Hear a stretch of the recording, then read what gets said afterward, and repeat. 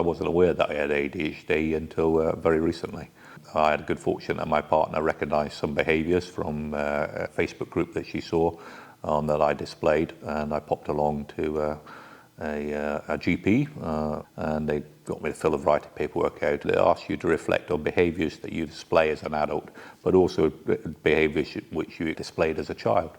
So it was a bit of a journey down memory lane to my childhood experiences. So that opened some sore points, as it were, looking back at my childhood, because ADHD and neurodiverse conditions wasn't necessarily recognised then, but it certainly did explain a lot of things, such as I didn't have the ability to read or write, to do my letters and numbers until I was 8 or 9 years old.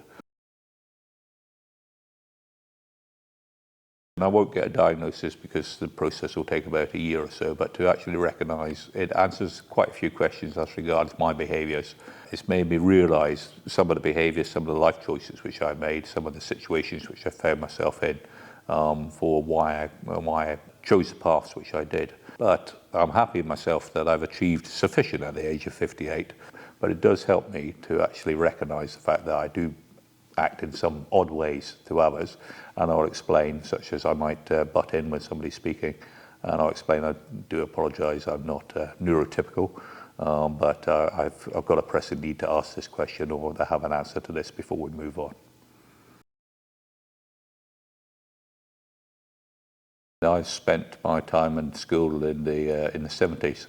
It was a very, very different world in education. The fact that there are changes now that recognises neurodiversity in children, it means that actually you don't have to try to fit into those particular streams, and the adjustments can be done in education to recognise that not everybody learns in the same way, nor does your future have to be set because of the nature of the condition which is part of you.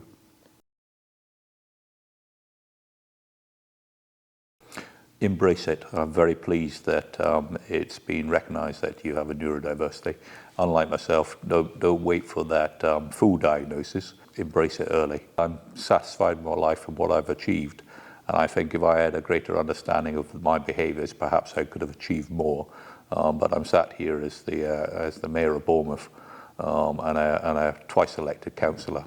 So I think that even if you don't get all the benefit of assistance and help, then you can still achieve a great deal.